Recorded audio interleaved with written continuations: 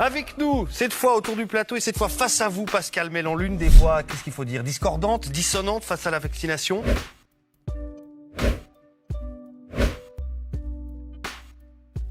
Face à la vaccination, on va être honnête. Face à la vaccination, on va être honnête, honnête. Face à la vaccination, on va être honnête.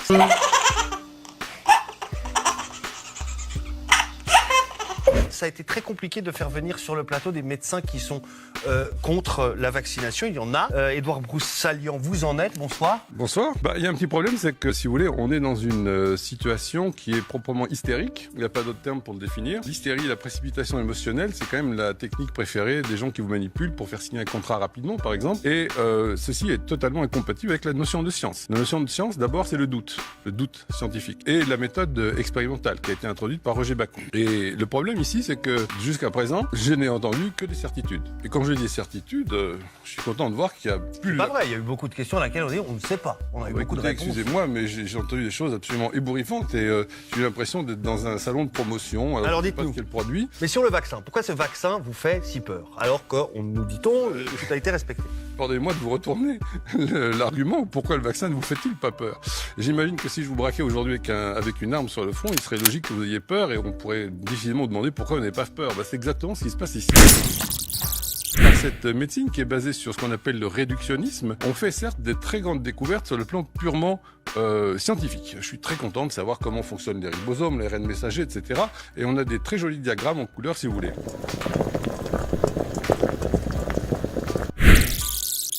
Vous êtes en train de nous expliquer que l'être humain est trop compliqué pour être compris et que donc on ne peut pas proposer de thérapie efficace, on ne peut rien faire. Les thérapies sont toujours basées sur des théories. Ils sont forcément fausses. La mortalité infantile a diminué de manière dramatique. Maintenant, venons-en à l'avenir du RNA après une injection. L'ARN est une molécule extrêmement fragile. C'est pour ça que beaucoup de gens ne croyaient pas qu'elle serait utilisable pour obtenir un résultat désirable. Ceci est observé scientifiquement. La méthode, le doute, on observe, on regarde et puis ensuite on conclut. C'est ce que fait la science, on observe.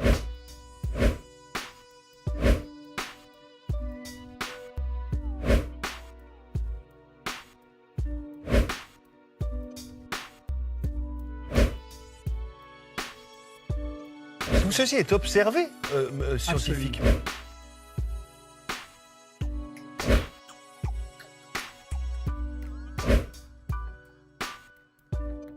C'est ce que fait la science, on observe.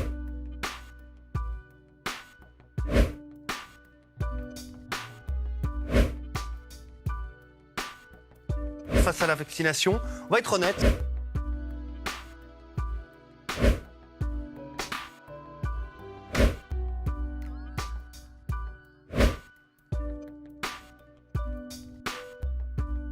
C'est que ça fait belle lurette qu'on ne parle plus de science. Les profits ne font pas bon ménage avec la science. La science s'arrête dès lors où le profit est impliqué. Je suis très gêné de dire que ni M. Mellan ni Mme Sigris ne nous parlent d'éventuels conflits d'intérêts. Je veux dire, d'après mes renseignements, la fondation Bill et Melinda Gates finance largement l'UNIL, l'UNIGE, votre futur laboratoire, je crois, monsieur. Et pourquoi on ne nous en parle pas? Pour votre information, je suis retraité, je n'ai pas de laboratoire. Je suis retraité.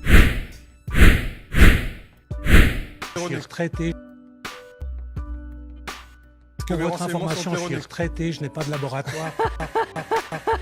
Arrête de rire! Je n'ai aucun conflit d'intérêt. Vous ne l'étiez pas encore, monsieur, en 2006 et en 2011, je crois. La fondation Bill et Melinda Gates a copieusement arrosé votre laboratoire.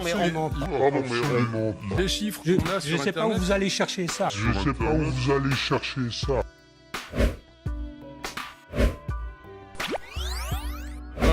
J'ai absolument pas eu ce genre de succès. Ça.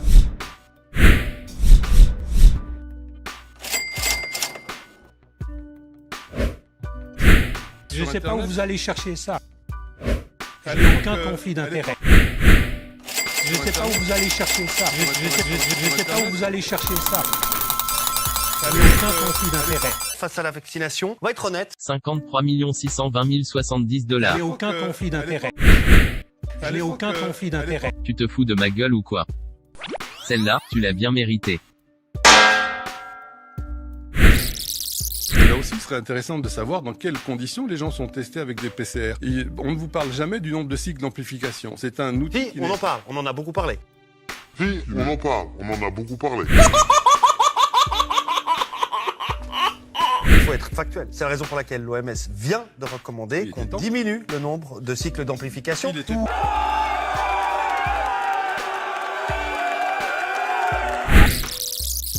L'hydroxychloroquine est distribué depuis 70 ans sur environ 1 milliard de personnes. Et il est en effet extrêmement logique de faire jouer le principe de précaution contre cette drogue. Et là, vous êtes en train de m'expliquer qu'on va tous foncer les yeux fermés avec une thérapie qui est une thérapie génique. Ce n'est même pas un vaccin, puisque au sens propre du terme, on n'introduit pas une protéine contre laquelle l'organisme va réagir, mais on va en fait violer les cellules pour fabriquer... C'est l'organisme qui devient son propre bioréacteur. On va violer, en fait, ça s'appelle un viol.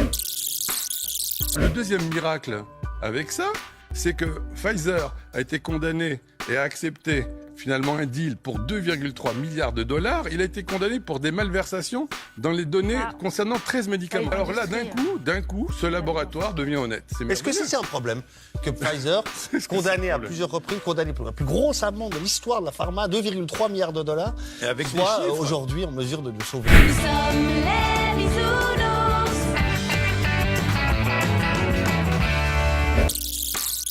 L'immense majorité de la communauté scientifique est d'accord, dit blanc. Quelques médecins ultra minoritaires disent noir. Pourquoi est-ce que cette ultra minorité aurait raison face à la communauté scientifique dans son ensemble? Du moment qu'il y a une majorité qui pense, on a raison. Non, mais c'est le principe de la science. La science, on avance comme ça. On établit un consensus scientifique et puis il y a toujours une ou deux personnes qui ne sont pas d'accord, mais voilà. Ça se passe pas du tout comme ça en science, justement. C'est exactement le contraire. C'est-à-dire qu'en science, il y a un type qui a compris que les autres ont faux et qui va défendre contre vent et marée son idée parce qu'il va percevoir les choses de manière exactement différente. Est-ce que les patients qui vont être injectés aujourd'hui sont prévenus qu'ils participent à une immense expérimentation mondiale à ciel ouvert? Oui, ils le sont. Ils le sont. On est en phase 4, c'est une phase d'expérimentation et de commercialisation. La phase 3 se termine fin 22. C'est-à-dire qu'en fait, toutes les personnes qu'on injecte, à qui on n'explique pas qu'ils sont en train de participer à une expérimentation, toutes ces personnes, on le fait en violation des protocoles. Alors, de Nuremberg, ça fait longtemps qu'on n'a plus rien à foutre, mais en plus du protocole de Vieno, que la France a signé, je crois, en 2012 et la Suisse en 2008. Swissmedic a autorisé la mise sur le marché des 2 vaccins sur la base du cycle complet de la phase 1, phase 2, phase 3, phase 4. Je ne sais pas où vous allez chercher ça. Bah oui, mais sauf qu'elle se termine en 22. Vous n'êtes pas renseigné. Regardez, si vous lisez l'étude de Pfizer, elle commence déjà à être largement contestée. Parce que pour l'instant, les décisions prises sur le marché qu'on peut prendre sont exclusivement avec les données fournies par Pfizer. Point à la ligne. C'est-à-dire que c'est le commerçant seul qui nous donne ce qu'il veut nous laisser voir. Alors vous avez raison dans une certaine manière parce que c'est une autorisation d'urgence. Et c'est ce qui fait qu'il y a une autorisation d'utilisation déjà avant la fin de l'étude. On reste donc dans un processus purement expérimental illégal. C'est tout. On nous présente le vaccin comme le Messie. Je veux dire, excusez-moi de vous dire que aux meilleures nouvelles, si on en croit le laboratoire Pfizer, le vaccin ne servira qu'à peut-être limiter les formes graves. Or, quand on attrape le corona, eh bien, la létalité, aux dernières nouvelles, est de 0,5%. Vous avez 1,5% de chance d'en mourir. Bon, je crois que... Juste une chose, allez discuter avec les gens qui travaillent dans les soins intensifs de nos différents hôpitaux. Bien justement, c'est fait. Vous savez combien on a de patients qui meurent dans le canton de Vaud? Aujourd'hui, là, à l'heure actuelle, on est en Covid positif. Et encore par charité. Mais les chiffres de la mortalité sont publiés par tous les cantons. D'accord, mais ça représente 15 personnes par semaine. Est-ce que vous pensez vraiment que tout ce cirque... À l'époque où on avait la peste de Justinien, on avait 30% de mortalité. C'est autre chose. Là, je ne conteste pas. Mais pour reprendre l'exemple de monsieur, en fait, il semblerait plutôt qu'il y avait un moustique dans la chambre à coucher, qu'on a foutu le feu à la maison. Enfin bref, Internet a une mémoire. Si vous avez oublié, nous, on classe tout.